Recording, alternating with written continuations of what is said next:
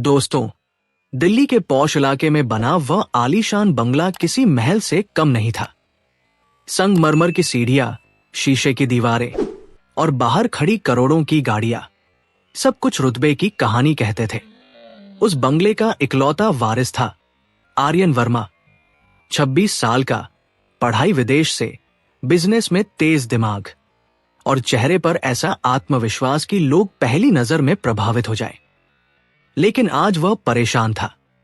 उसकी मां सुजाता वर्मा ने उसके कमरे में आकर धीरे से कहा, आर्यन, शाम को लड़की वालों से मिलने जाना है, तैयार रहना। आर्यन ने हल्की मुस्कान दी, पर उसके मन में सवाल था, क्या वो लड़की मुझसे प्यार करेगी या मेरे पैसों से? लड़की का नाम था सिया शर्मा। मध्यम वर्गीय परिवार, पिता स्कूल टीचर, मां गृहिणी। तस्वीर में सिया की मुस्कान सादगी से भरी थी, आंखों में मासूमियत थी, पर क्या वो सच्ची थी? आर्यन के दोस्त कबीर ने एक दिन कहा था, भाई, अमीर आदमी से लोग नहीं, उसकी दौलत से रिश्ता जोड़ते हैं। वही बात आर्यन के दिल में बैठ गई थी। आर्यन ने उसी शाम अपने कमरे में बैठकर फैसला लिया, अगर उसे मुझसे सच में प्यार है तो वो मेरी सच्चाई से पहले मेरे इंसान को देखेगी। और उसने तय किया, वो अपनी होने वाली पत्नी की परीक्षा लेगा। कैसे? वो करोड़पति नहीं, दूधवाला बनकर उसके घर जाएगा।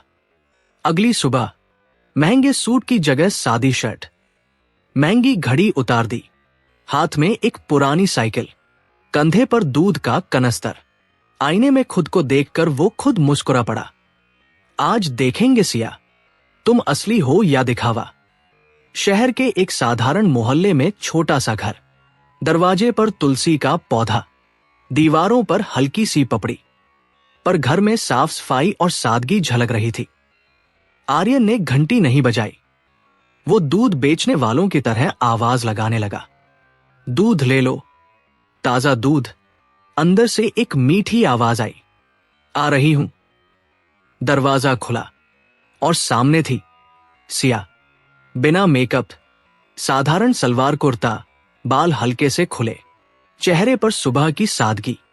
आर्यन एक पल के लिए खुद को भूल गया। सिया ने मुस्कुराकर पूछा, भैया, कितना लीटर है? आर्यन थोड़ा घबरा गया। जी, 2 लीटर है। सिया ने पैसे दिए, पर तभी उसने देखा आर्यन के हाथ में हल्की चोट लगी हुई थी। अरे, आपके हाथ से खून क्यों निकल रहा है? आर्यन ने लापरवाही से कहा, कुछ नहीं, साइकिल से गिर गया था। सिया तुरंत अंदर गई, रुई और दवाई लेकर आई। रुकिए, मैं लगा देती हूं। आर्यन चौंक गया।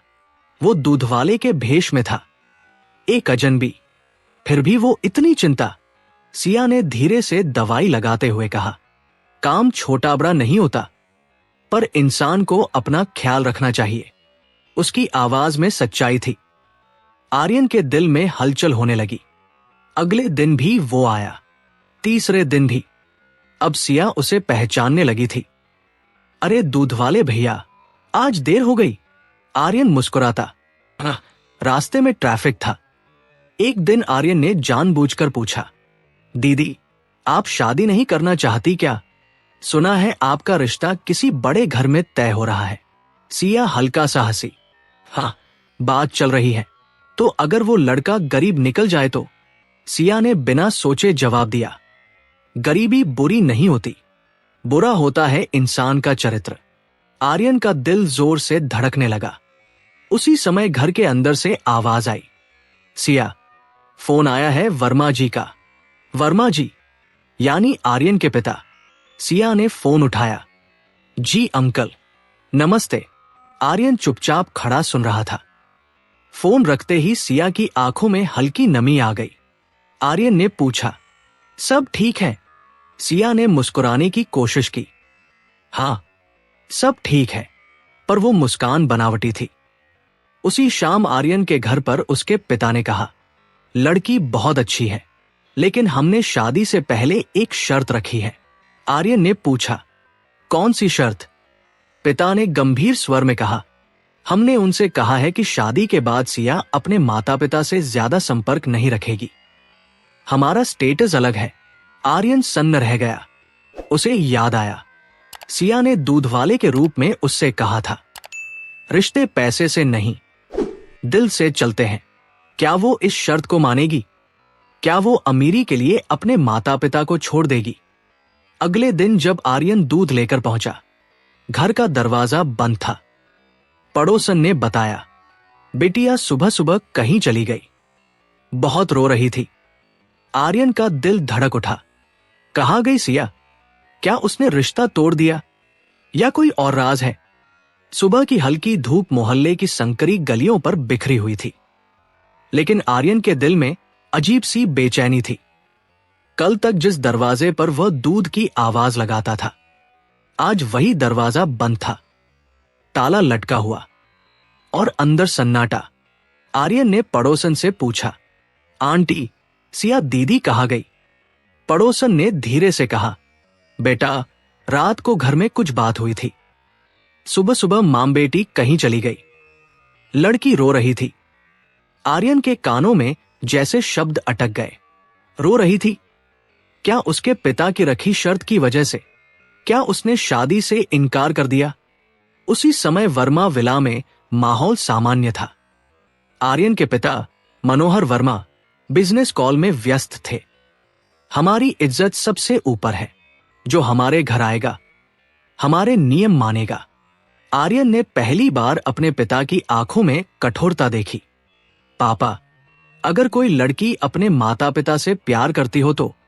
मनोहर जी ने सीधा जवाब दिया, तो वो हमारे घर के लायक नहीं। ये शब्द आर्यन के दिल में चुभ गए। उसने तय किया, वो सिया को ढूंढेगा, दूध वाले के भेष में नहीं, बल्कि एक इंसान की तरह। लेकिन अभी वो अपनी पहचान उजागर नहीं कर सकता था। आर्यन ने मोहल्ले की हर गली छानी। एक छोटे मंदिर के पास उसे सिया की मां दिखी। आंखें सूजी हुई। आर्यन पास गया। आंटी, सब ठीक है।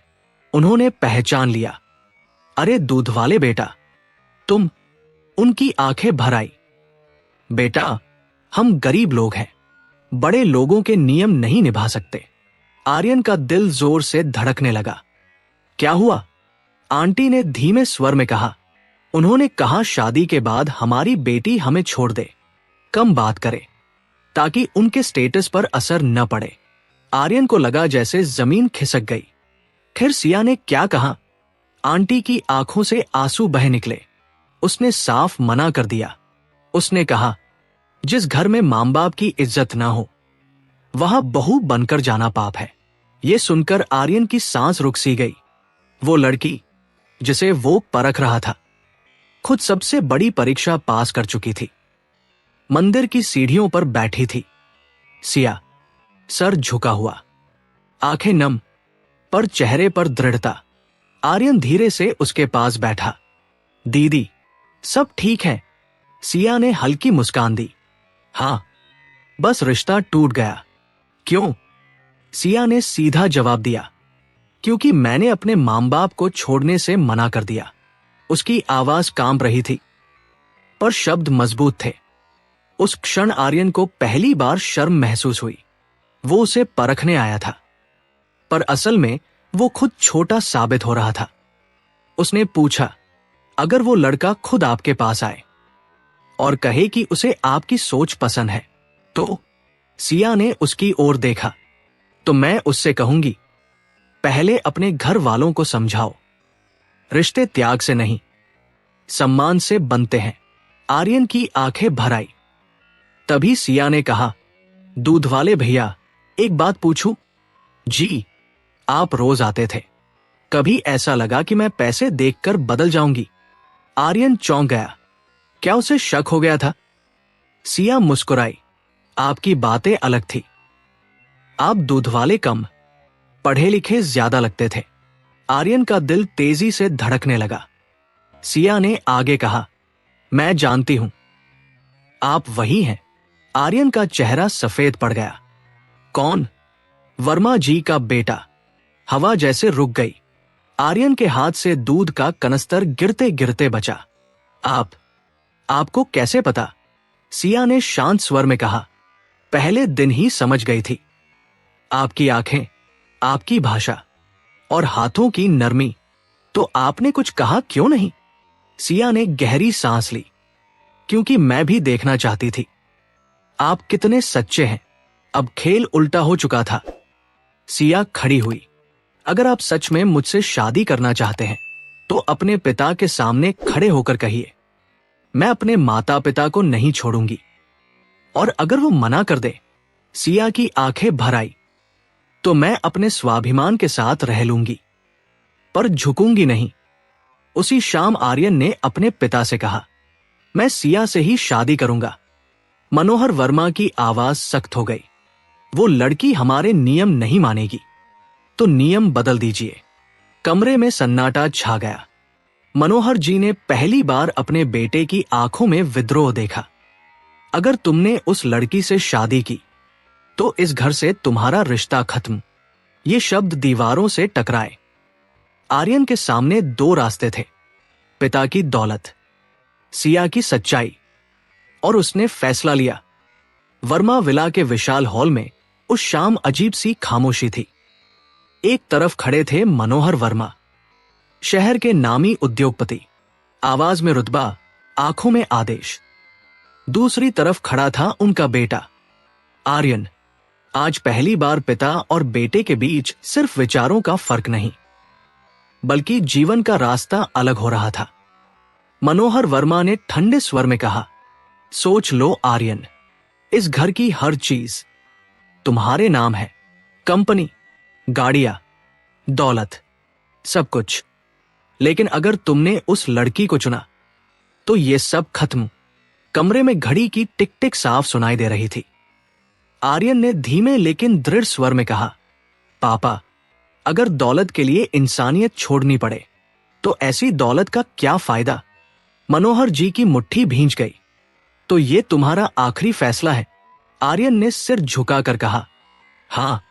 उसकी मां सुजाता वर्मा दरवाजे पर खड़ी सब सुन रही थी, आंखों में आंसू। वो चाहती थी बेटा खुश रहे, पर घर भी न टूटे। उन्होंने धीरे से कहा, आर्यन, एक बार और सोच लो। आर्यन मां के पास गया।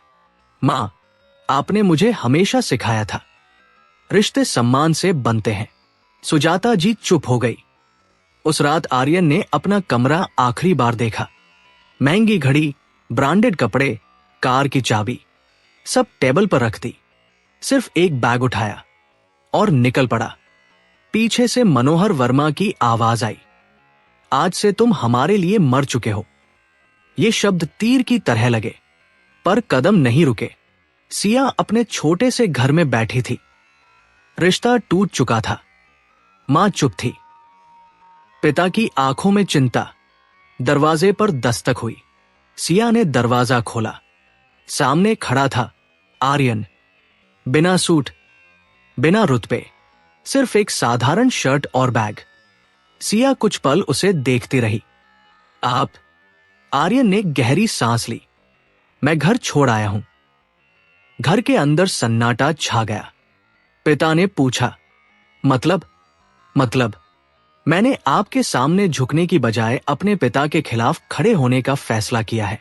सिया की आंखें भर आई। आपने ये क्या किया? आर्यन ने मुस्कुराकर कहा, आपने मुझे सिखाया स्वाभिमान क्या होता है। लेकिन कहानी यही आसान नहीं थी। पैसे नहीं, न नौकरी, न घर। आर्यन ने पहली बार जिंदगी की असली जमीन महसूस की। उसने उसी मोहल्ले में एक छोटा कमरा किराए पर लिया और वो सच में दूध बेचने लगा। अब भेष नहीं था, अब हकीकत थी। मोहल्ले में फुसफुसाहट शुरू हो गई, अरे वो तो करोड़पति का बेटा था। देखो, लड़की के लिए सब छोड़ दिया, पागल है। लेकिन सिया के पिता ने कहा, बेटा, अगर तुम चाहो तो अभी भी वापस जा सकते हो।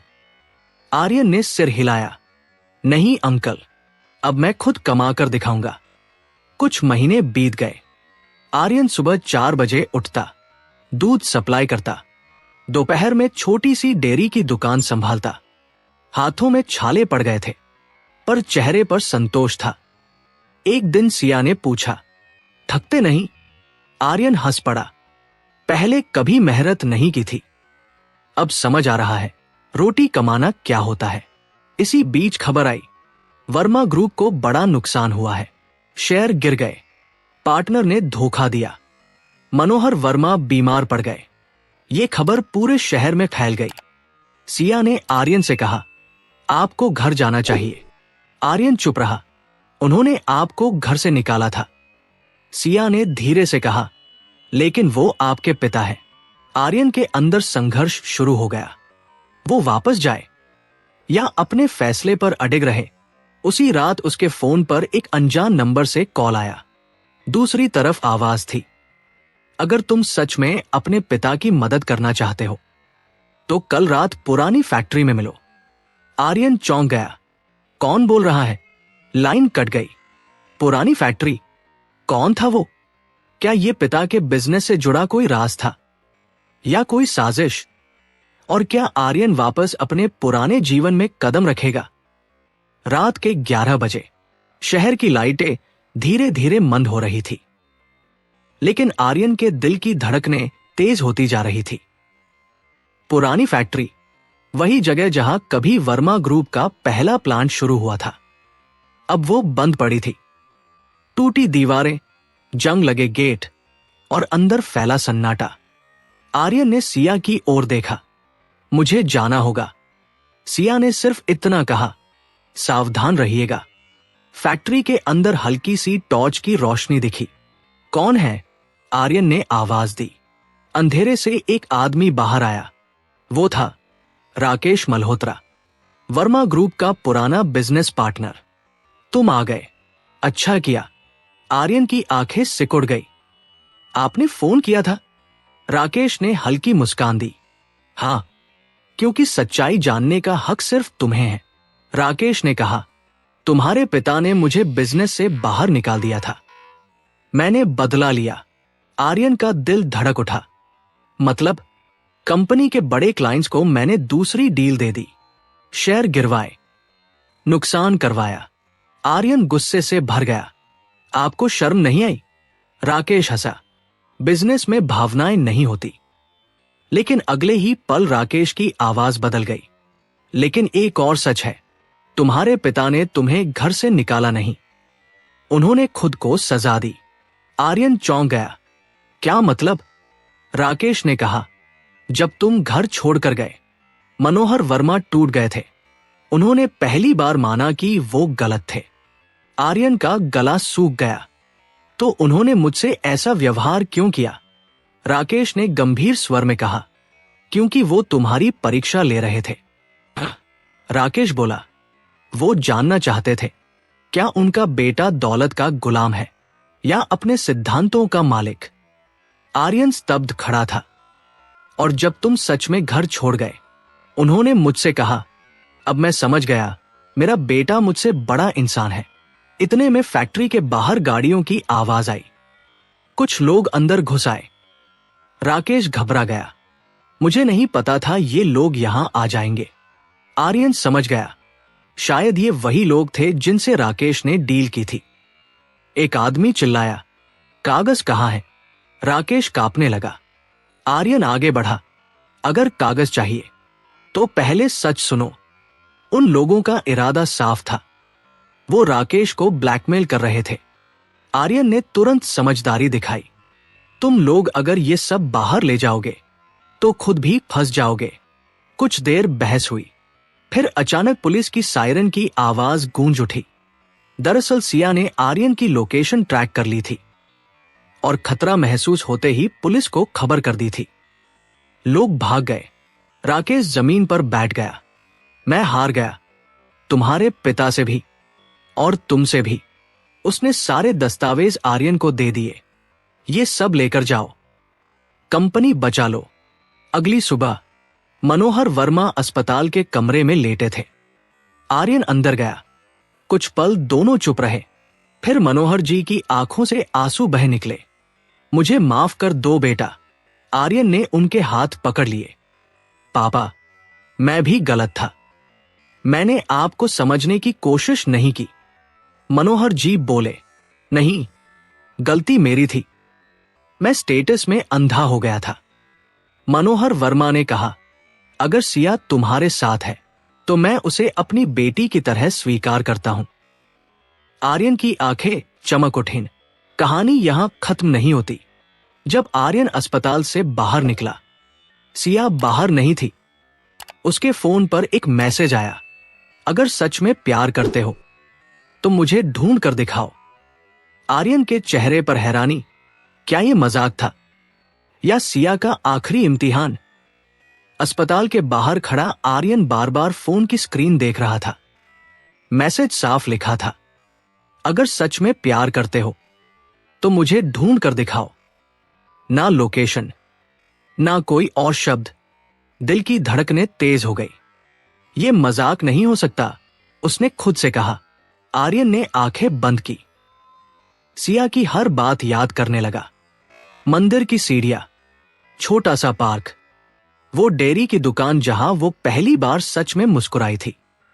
अचानक उसे एक बात याद आई। एक दिन सिया ने कहा था, अगर कभी मैं खो जाऊं तो मुझे वही ढूंढना जहां मैं सबसे ज्यादा सुकून महसूस करती हूं। सबसे ज्यादा सुकून। मंदिर। आर्यन दौड़ते हुए उसी छोटे मंदिर पहुंचा। वही तुलसी का पौधा, वही घंटियों की आवाज। लेकिन सिया वहां नहीं थी। पंडित जी ने कहा, बेटा, वो सुबह आई थी। किसी बच्चे के साथ बैठी थी। कौन बच्चा? अनाथालय का होगा शायद। आर्यन का दिल धड़क उठा।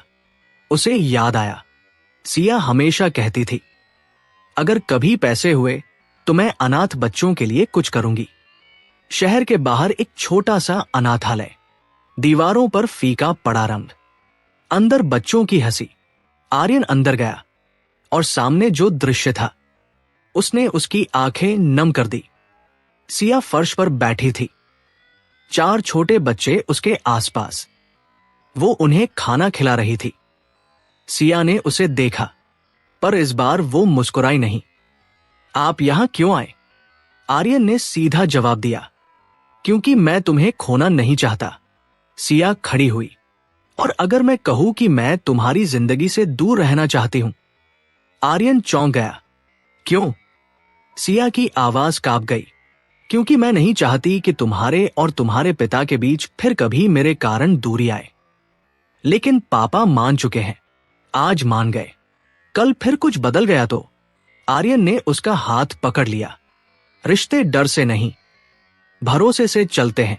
सिया ने कहा, अगर सच में मुझसे शादी करनी है तो पहले यह साबित करो कि तुम सिर्फ मेरे लिए नहीं, इन बच्चों के लिए भी सोच सकते हो। आर्यन ने आसपास देखा। बच्चों की आंखों में उम्मीद थी। क्या करना होगा? सिया ने शांत स्वर में कहा, तुम्हारे पिता की कंपनी अब संभल रही है। अगर तुम सच में बदल चुके हो तो मुनाफे का एक हिस्सा इन बच्चों के नाम करो। ना दिखावे के लिए, ना नाम के लिए, बस इंसानियत के लिए। आर्यन ने बिना एक पल गवाए कहा, मैं अभी पापा से बात करता हूं। उसने वहीं से वीडियो कॉल लगाया। मनोहर वर्मा स्क्रीन पर आए।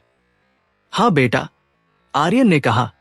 पापा, अगर वर्मा ग्रुप सच में दोबारा उठेगा तो उसका पहला प्रोजेक्ट होगा एक ट्रस्ट, अनाथ बच्चों की पढ़ाई और परवरिश के लिए। मनोहर जी कुछ पल चुप रहे, फिर उनकी आंखें भर आई। मुझे तुम पर गर्व है। सिया की आंखों में आंसू थे, लेकिन इस बार वो खुशी के थे। आप पास हो गए। आर्यन मुस्कुराया। मतलब ये आखिरी परीक्षा थी। उसी वक्त अनाथालय के बाहर एक लग्जरी कार रुकी। उसमें से उतरे कुछ लोग। एक महिला आगे बढ़ी और बोली, क्या आप ही आर्यन वर्मा हैं? आर्यन ने हां में सिर हिलाया। महिला ने कहा, हम एक इंटरनेशनल इन्वेस्टमेंट ग्रुप से हैं। हमने आपके फैसले और कंपनी की रिकवरी के बारे में सुना है। हम वर्मा ग्रुप में बड़ी निवेश करना चाहते हैं। आर्यन और सिया एक दूसरे को देखने लगे। क्या ये किस्मत थी या इंसानियत का इनाम? अनाथालय के बाहर खड़ी वह चमचमाती कार जैसे किसी नए अध्याय की शुरुआत का संकेत दे रही थी। इंटरनेशनल इन्वेस्टमेंट ग्रुप की प्रतिनिधि महिला ने मुस्कुराते हुए कहा, हम ऐसे बिजनेस में निवेश करते हैं जहां सिर्फ मुनाफा नहीं बल्कि सोच भी बड़ी हो। आर्यन ने सिया की ओर देखा। कुछ महीने पहले तक वह एक अमीर घर का लड़का था, फिर दूध बेचने वाला, अब शायद एक बदला हुआ इंसान। महिला ने आगे कहा, आपके द्वारा अनाथालय के लिए ट्रस्ट बनाने की खबर सोशल मीडिया पर वायरल हो चुकी है। हमें ऐसे युवा लीडर की तलाश थी। आर्यन समझ गया, इंसानियत कभी घाटे का सौदा नहीं होती। कुछ दिनों बाद वर्मा विला फिर से रोशनी से जगमगा रहा था, लेकिन इस बार माहौल अलग था। न दिखावा, न अहंकार। मनोहर वर्मा ने पूरे स्टाफ के सामने घोषणा की, आज से वर्मा ग्रुप के मुनाफे का एक हिस्सा सिया चाइल्ड एजुकेशन ट्रस्ट के नाम रहेगा। तालियां गूंज उठीं, सिया की आंखें भर आई। मनोहर वर्मा सिया के सामने आए।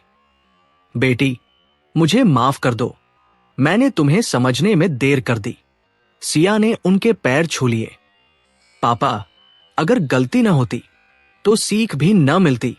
मनोहर जी ने पहली बार उसे गले लगाया। कुछ महीनों बाद सादा लेकिन गरिमामय समारोह। ना ज्यादा शोर, ना दिखावा। मंदिर के उसी प्रांगण में जहां सिया अक्सर बैठती थी, वहीं फेरे लिए गए। आर्यन ने सिया की आंखों में देखकर कहा, मैंने तुम्हें परखना चाहा था, पर असल में तुमने मुझे इंसान बनना सिखाया। सिया मुस्कुराई, और आपने साबित किया कि अमीरी दिल की होनी चाहिए। शादी के बाद जब सब मेहमान जा चुके थे, मनोहर वर्मा ने आर्यन को एक फाइल दी। ये क्या है? ये उस दिन की सच्चाई है। आर्यन ने फाइल खोली। उसमें लिखा था, जब आर्यन घर छोड़कर गया था, उसी दिन मनोहर वर्मा ने सारी संपत्ति का बड़ा हिस्सा उसके नाम ट्रांसफर कर दिया था। मतलब, आपने मुझे रोका क्यों नहीं? मनोहर जी मुस्कुराए, क्योंकि अगर मैं रोक देता तो तुम कभी खुद को नहीं पहचान पाते। आर्यन की आंखें भर आई। कुछ साल बाद वर्मा ग्रुप देश की सबसे सम्मानित कंपनियों में गिना जाने लगा, सिर्फ मुनाफे के लिए नहीं बल्कि समाज सेवा के लिए। सिया ट्रस्ट संभालती थी, आर्यन बिजनेस, और दोनों हर महीने उसी अनाथालय में जाते थे जहां उनकी आखिरी परीक्षा हुई थी। कभी कभी जिंदगी हमें दो रास्ते देती है, दौलत या इंसानियत। जो इंसानियत चुनता है उसे दौलत भी मिल जाती है। मंदिर की सीढ़ियों पर बैठा एक छोटा बच्चा आर्यन से पूछता है, अंकल, आप पहले दूध वाले थे ना? आर्यन हंस पड़ा, हाँ बेटा, और वही मेरी सबसे बड़ी कमाई थी। सिया पास खड़ी मुस्कुरा रही थी। सूरज की रोशनी मंदिर की घंटियों पर पड़ रही थी। और कहानी यहीं समाप्त होती है। दोस्तों, अगर आपको ये कहानी पसंद आई हो तो वीडियो को लाइक और चैनल को सब्सक्राइब जरूर करें और बेल वाला आइकन को दबाना न भूलें। कमेंट में अपने शहर का नाम लिखें। अपने और दोस्तों के साथ शेयर जरूर करें। आपकी एक छोटी सी सपोर्ट ही ऐसी कहानियां लाने की ताकत देती है। जय हिंद, जय भारत।